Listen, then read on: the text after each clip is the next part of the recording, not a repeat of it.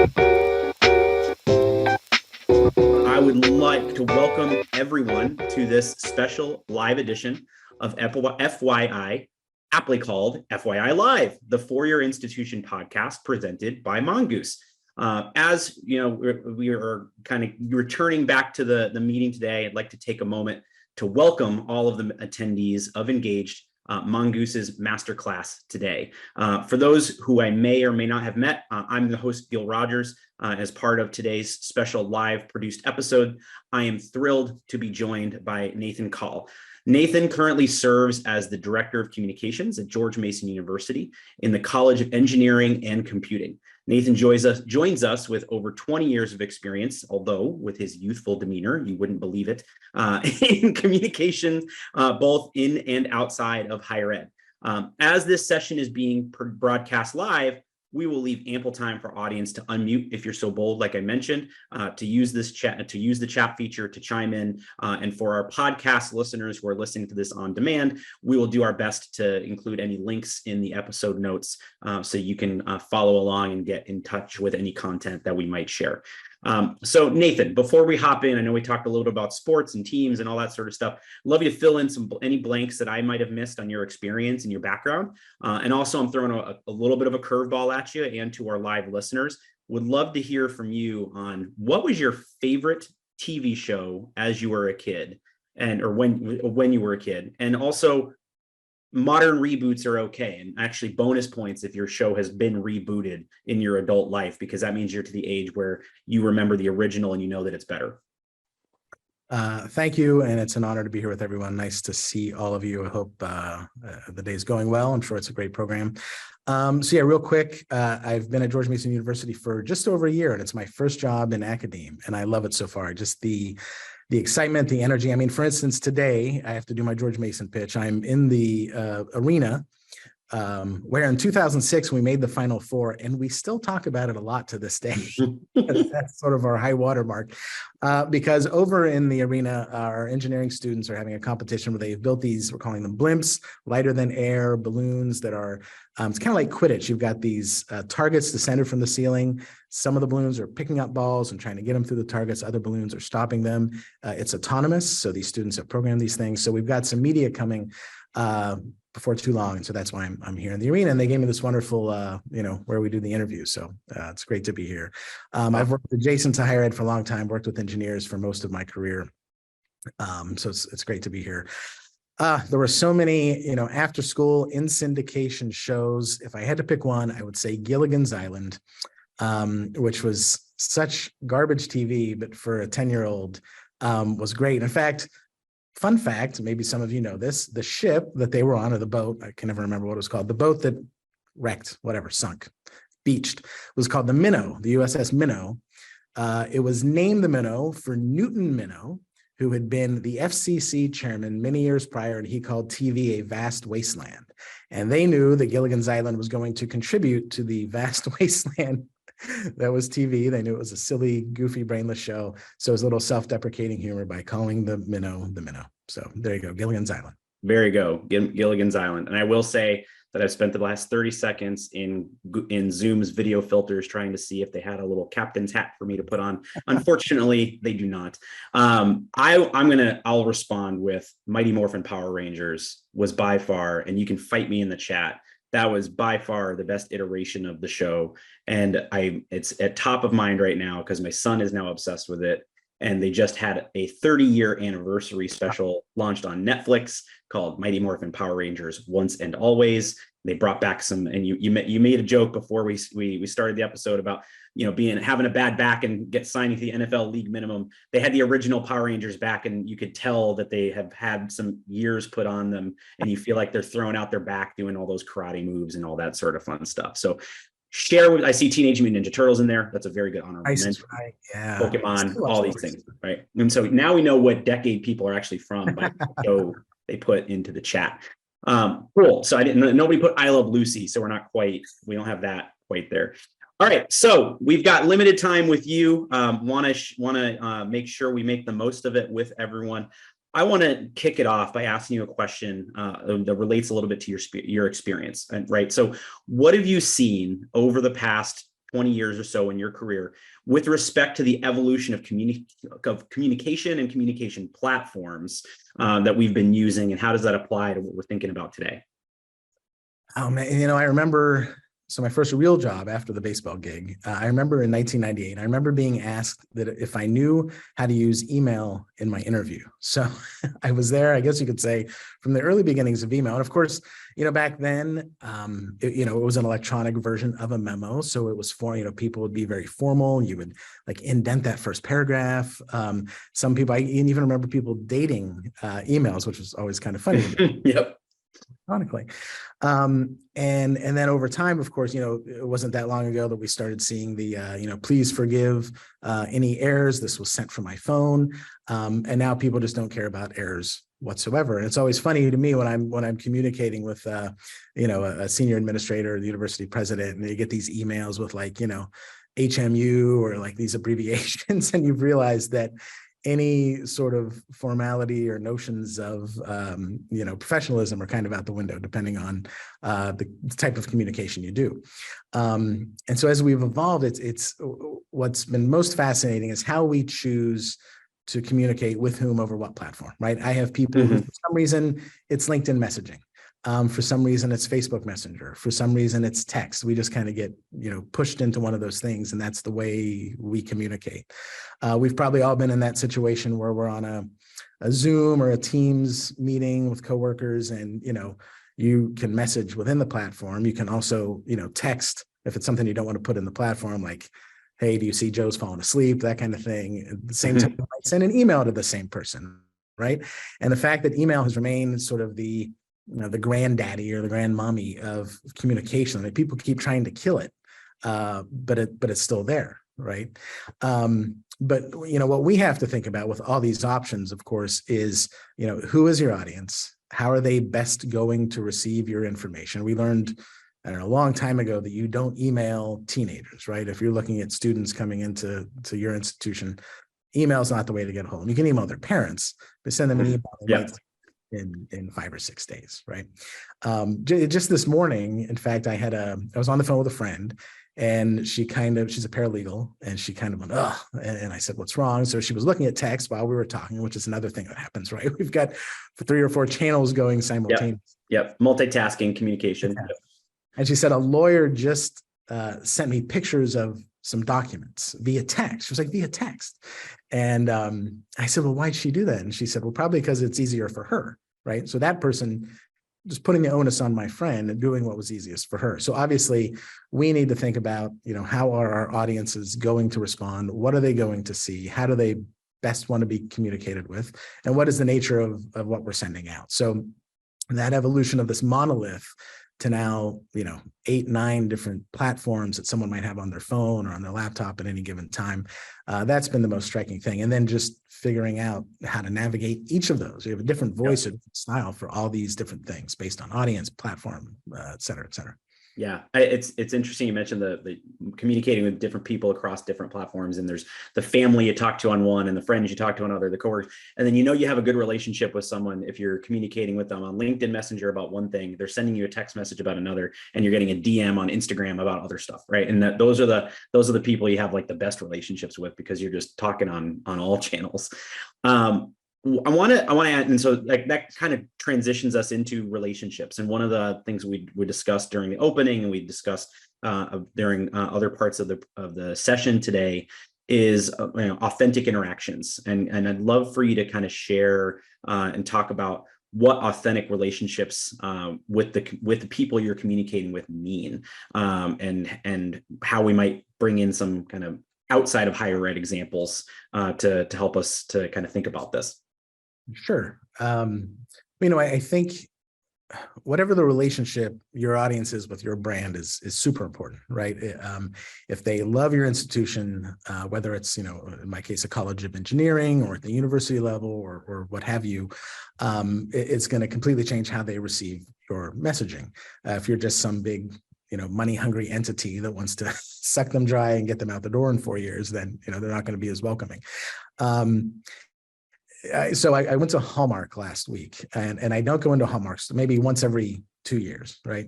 I think that's how long it takes to get the smell of the candles out of your clothes. So I had to get some birthday cards for my mom. So I took my son in and we picked out 3 cards. And I went up to the counter and the guy was like, "Are you a part of Hallmark's rewards program?" And of course I'm not. So I kind of laughed. I like Hallmark as a brand. I have no issues with Hallmark. And I said no. And he said, "Well, would you like to join?" And I almost always say no. And he says, "It just takes a few seconds and you get a free card." And so I was buying 3 cards. So I thought, okay, I'll get one of them for free. Right. And so he's asking me, email, cell phone, blah, blah, blah. So we get all finished and he turns around and he picks up this cardboard display and he sets it down in front of me. They had these tiny little like 2x2-inch cards. And he was like, "Okay, here's your free card." And I really didn't feel like it was a bait and switch, little caveat emptor. And I mean, ultimately, it wasn't a huge deal. And so I said to my son, "Well, why don't you pick out one of these micro cards that you can enter a gift to a friend?" Cards. Yes. But, I knew that as soon as I got a text message from them or as soon as I got an email from them, I was going to unsubscribe. And again, I don't say this in a confrontational way. It's just Hallmark is not a brand that I feel a close affiliation with. And Pizza is an entity that I go to And Pizza. We go to And Pizza. I love their pizzas and their marketing is really great. They have a very authentic voice. They pull stuff from the headlines and put it in their text. And even if I'm not getting a pizza that day, it makes me laugh. Back to sports here in the DC area, when Dan Snyder, the owner of the Washington Commanders, was finally forced to sell his team. He's very reviled in this area. I got a text from And Pizza. It said, "This may be the greatest sports day in Washington history. Celebrate with us with 20% off your next pizza today," or something like that. So brands that I appreciate, that I buy from, that I have relationships with, I love to see their stuff. And we all hate to be marketed to, even though we're being marketed to. But, I think back to the chicken sandwich wars, right? If we can remember way back in 2019, Popeyes was coming out with their new chicken sandwich, which is really, really good. Chick-fil-A wanted to, stake their claim. They said, "Hey, don't forget, we're the original chicken sandwich." And Popeyes responded with a tweet. All it said was, "Y'all good?" And from there, we started this social media back and forth that has resulted in chicken sandwiches being literally in every restaurant I go to now. But Wendy's, Popeyes, some of those places, they're not afraid to deviate from corporate speak. And that's what I've always tried to do in my role. Wherever I've been in some sort of staid corporate environments, corporate feeling environments, and establishing your voice, your authentic voice that sort of differentiates you a little bit. So your audience knows what's coming. They can feel like you're talking to them and not just selling to them, not just marketing to them. That's really key. And it's not easy because we're all worried about saying the wrong thing, getting our hands slapped. So being in a space or creating a space where you can just create a voice that's somewhat distinct, that's really important. Yeah, I think that's that. And I feel like that's one of the hardest things with respect to higher ed, particularly with recruitment, is, having that, we have, and we'll talk about faculty side and marketing side on a number of issues in a couple of minutes, but you want to convey this academic and prestigious and professional feeling, but you also want the student to get that feeling of fit on the campus. And one of the episodes that is coming out later this season of FYI, we talk about marketing specifically and about who's your audience. Is your audience the faculty at the institution, or is your audience the students at the institution? And sometimes you might have to push back a little bit to the faculty and say, "Hey, I appreciate your input, but the people we're trying to speak to want to be heard, want to be spoken to this way," right? And so there's that healthy push and pull and that line that we have to talk. We have to go and not go over too far, but really walk on. Go ahead. Just real quickly, Gil, I know there's some of you may have this, some of you may follow this, but there's a George Mason University subreddit on Reddit that it's not official, it's grassroots. So students go on there and they talk about stuff. They ask, how's this professor, or I lost my key here, but then there's bigger stuff like, issues about, I wish the university was addressing XYZ. And I keep my eye on that. And I know that our central office does too. I've seen our president in some of his communications, he'll reference something that had popped up in the subreddit. So it's important to know if you have those sort of unofficial channels as to what students or people are talking about, that really helps you have a sense of, where people are. Absolutely.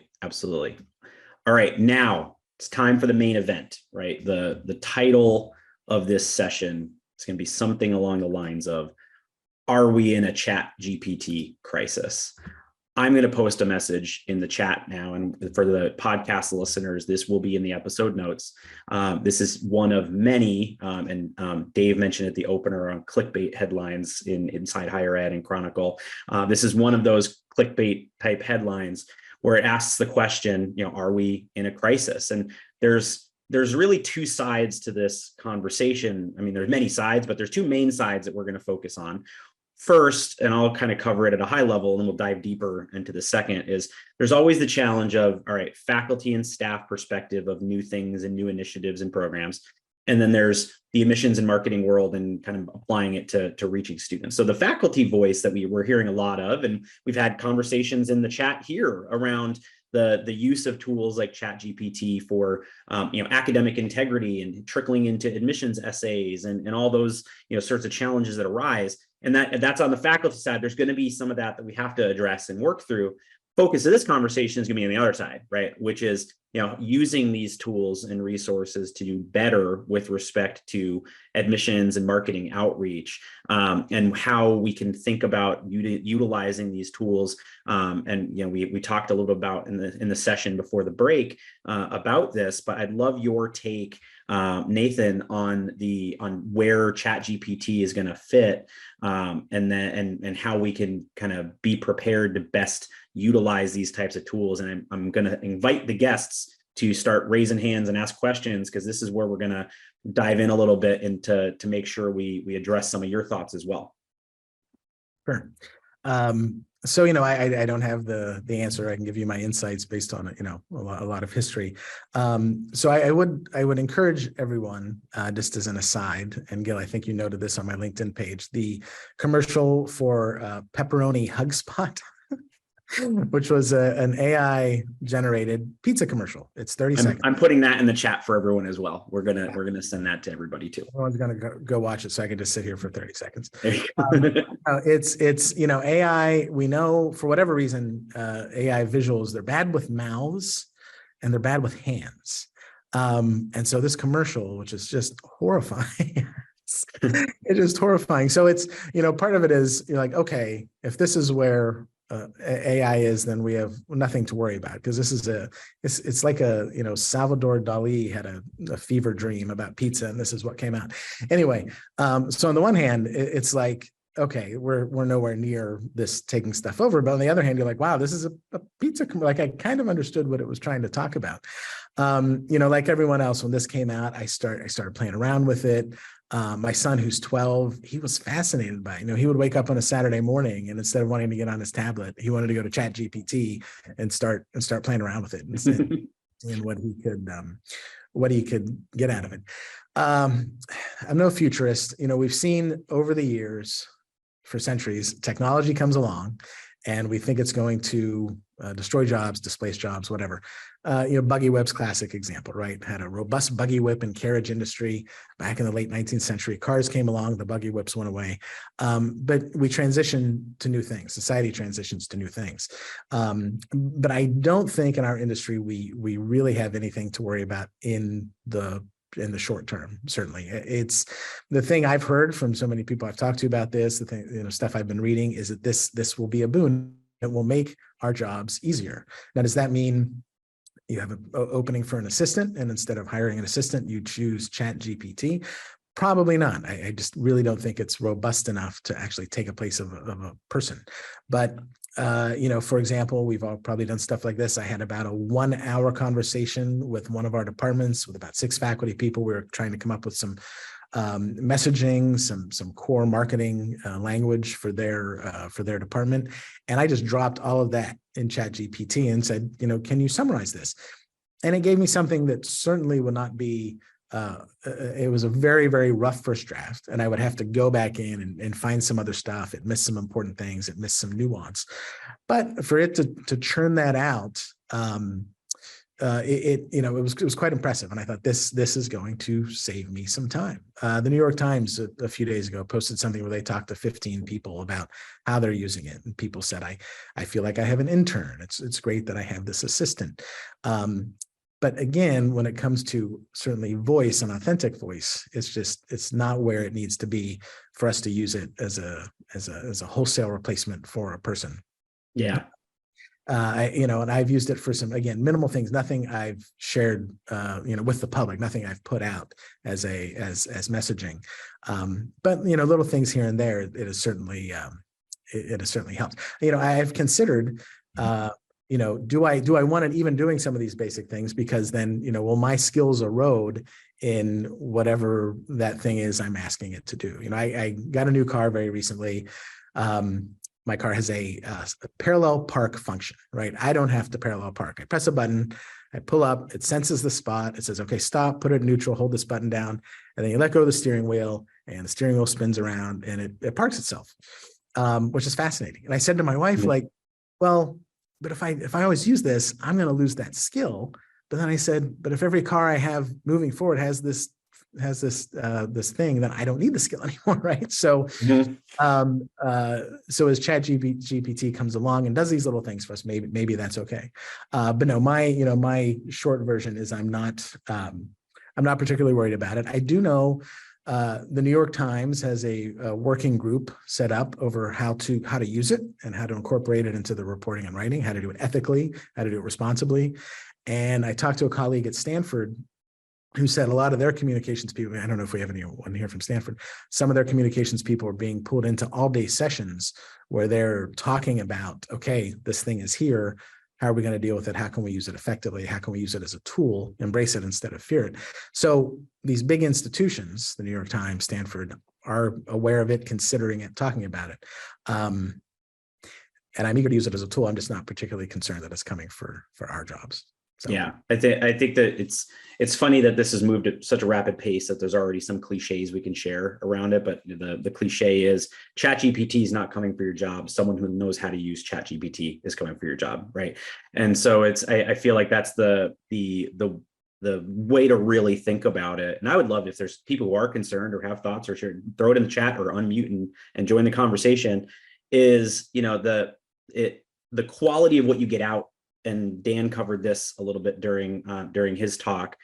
The quality of what you get out of your prompts produces the better quality putting. Is you get, like everything else, you get what you put into it, right? And so if you put in a vague prompt, you're going to get a vague response back. If you put in a very specific prompt, you're going to get a very specific prompt back. So we talk about the quality of work and how nothing's going to be original anymore or what have you. You're going to have to work on that prompt or take the prompt back and massage it to be better for it to actually be effective, right? And so I think that gets into quality control. And I want to pick your brain on that a little bit, is just around the quality of communication. You mentioned that the evolution of email and how we used to have dates, we used to have it's a sign off, and now it's like sending a text message just via a different box, right? And you can have errors and omissions and that sort of thing and not have to apologize for it. Where do you see the impact here on quality of content as a communicator who's going to presumably be working with people that have a skill in prompt engineering or whatever it is to be able to create content? Well, I've encouraged, people in our office to start to play around with it and use it any way they see fit. Obviously, like a lot of things, going to have several sets of eyes before anything is put out to the public. Well, it depends. You might have a social media person that you trust just to go and make social posts without anyone backing that person up. And I've told our person to, if she wants to use ChatGPT for that kind of stuff, do it. But obviously, again, checking for the voice, checking for all the things that would make it, Mason. If she wants to say, schedule a social or propose a draft text for a social media campaign around XYZ, then fantastic. If she has 15 posts written in one Facebook style, one on Twitter style, et cetera, and she gets to go back in and use that as a jumping off point, then fantastic. She's saved herself some time, become more efficient. But at the same time, you've got the human eyes and the human decision making, looking at it before it goes out there. Yeah, I think it's great for first drafts, right? I was at a prior company I was working at. I needed to put together a job description for a marketing manager, and I put in the prompt, write me a job description for a marketing manager position responsible for blah, blah, blah. And it kicked back bullets with skills, needed skills and experience included. A pretty good first job. I want to say it was like 75% there. And then you take that and you work with it, right? And so for the admissions and the marketing folks listening in, it really is about those efficiencies. It's not coming for your job; it's coming to enhance your job in a lot of respects if you embrace it and figure out the way to include it into your workflow. So before we open up for more questions and answers, I know, Nathan, you've got limited time because you got to go hop on TV. It's like the morning show on the radio where like the weatherman has to go be on the TV component for later in the day. Want to give you a chance to share how to stay in touch with you, how to stay in contact for people who want to follow up, continue the conversation with you outside of this episode of FYI. Yeah, absolutely. I love to communicate with people at different institutions. Through a previous role and my current role, I work with communications directors at colleges of engineering. I'm constantly talking to them, getting ideas from them, learning from them, and similarly, I love to keep that network going. I'll put my email. Couldn't be easier. It's just nkahl@gmu.edu. I will put that in the chat right there. And Scott, you just speak your love language of pizza. If you watch that commercial, there's the knock knock, who's there, pizza magic, and I would guarantee that's already on T-shirts that someone is selling. But yeah, there's my email, and happy to stay in touch about anything. I host a bi-weekly meeting of communication directors every other Friday at noon Eastern time. These are engineering people, but we just get on and just talk about whatever. It's just, sometimes it's about vacations and kids. Sometimes it's all about work. Talked a lot about ChatGPT. So if anyone wants to drop in on that, super informal, we just kind of chit chat and again, pick each other's brains. At a university we have our ecosystem here, but I found that for me, it's very important just to do whatever I can to stay in touch across the country with folks. So I'm happy to entertain any LinkedIn requests or emails or whatever. Awesome. And if you have time, it looks like Greg has a question to kick us off. Letting my nerd flag fly here. For me, ChatGPT is extremely helpful for getting my brain moving when I'm trying to create new campaigns for Dungeons and Dragons. It definitely has a purpose. Don't be afraid. So not a question, more of a statement.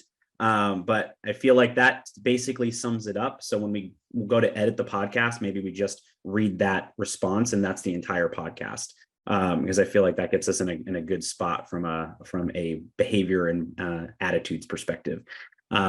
Other thoughts that people want to share. And Nathan, if and when you have to hop off, that's fine. We've also got Dan here. I reserve the right to pull you back into the conversation based on your presentation from before to kind of answer other questions or commentary people may have. But while we still have Nathan here, any other questions for him from the group, either unmuted or in the chat?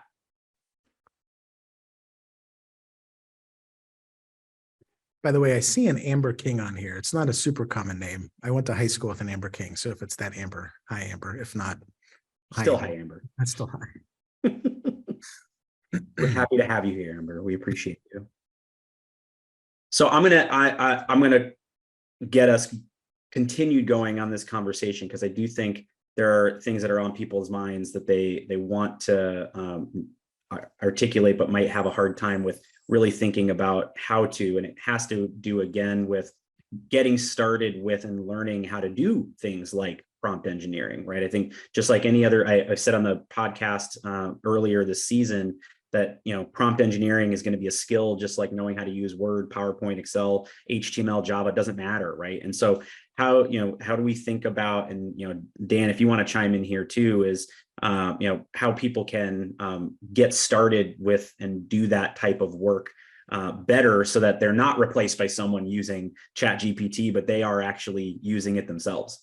Yeah, Gil, I'm sorry. I just want to jump in. I have the reporter texted me and that he is at the loading dock with his camera equipment. So I need to go and tend to our media coverage. Do it. You do it. We'll I'm really sorry. This is, getting, as some of you know, getting media for your school is hard. Getting TV for your school is hard. And the fact that it overlapped with this, I'm just really apologizing. No worries. thank you, Dan. Thank you, Dan. Thank you, Nathan. We appreciate you being here. And it was an honor to come, and thanks everyone. I would love to hear from any and all of you. And yeah, bye everyone. Bye, Laura. Make it happen. Good luck. Bye all. Thank you. So Dan, I'm pulling you in because you're our resident expert so far today, right? The question is, how are we? How can people get started on getting better at prompt engineering so that they aren't replaced by someone who's better at it than them?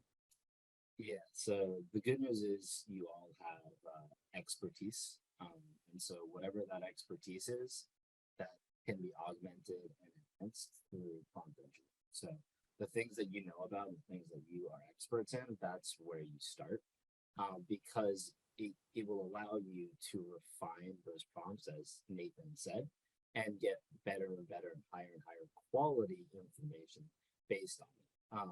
An example of this is as we were creating the customized virtual welcome video, I pulled in a second. We're getting headphones on to boost audio. Yeah, my apologies there. Oh, good. So it's the expertise that you have. That's where you get started. You have an understanding of the things that you know really well, and that's where ChatGPT and these learning algorithms and bots can really push you and your understanding forward. You can also understand, right, what's a hallucination, what's not real, and what is real, so that you can then refine how you use the tool, how you prompt it. That is the key. As we created the completely AI generated custom welcome email, right, for an incoming freshman, I pulled in Josh Biek from our product team to help me write a precise prompt, not a general prompt. When you look at the preciseness, when you look at the specificity, that's going to be really important for how you use the technology, and where it really thrives versus can be not as helpful a tool, where it gets you to this, right, 60 to 70% relative to the over 100% where you can get to in the specific prompt. Got it. So you're saying my prompt for my marketing manager position should have been better, and then it would have been better, which is true. So speaking of getting better, Luciana posted in the chat, and Luciana, I'm going to ask you to unmute if you're at a place where you can, because I would love to pick your brain for a moment. You emphatically said practice, right? You get better every time, and your prompts get better every time you use it. Can you share a little about some of the ways you were using it and some of the prompts that you've tried and you've been working on? Yeah, I love ChatGPT. Anybody who knows me has probably heard me talk about it more than I should. But I use it as a way to help save time, kind of like what both you and Nathan said, in that I can put stuff in there and it does about 50 to 75% of the work, or it'll do something in 30 minutes of research or digging in that it would have probably taken me 8 hours to search on Google or through like academic journals. That's a good one, like trying to get information in a summary or in a digestible format that's written in language that I can understand a little bit easier as well. That's been super helpful. But a lot of times I'll use it, and my first prompt might be a little more broad. And then as I read it, it gets me thinking more granularly, and I get better then at the prompts to really weed out the information I wanted, but might not even know that that's what I wanted when I started. I don't know if that makes sense or not, but that's how I use it and go to it. And it has just been such a time saver. And I feel like I've consumed so much more information in a good way than I ever would have been trying to do it on my own. There you go. And so in some ways, ChatGPT is the muse of your creative process. Yes.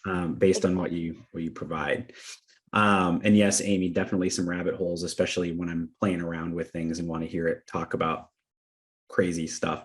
I think, again, it brings us back to first drafts, and it can either provide you a first draft or help you refine your first draft. I've used ChatGPT to do things like conference proposal submissions, right? Like, there's a wide variety of needs for conference proposals where, some conferences, we all know it, right? There's they want 10,000 characters. They want 5 learning objectives. They want, your zodiac sign. They want all these things.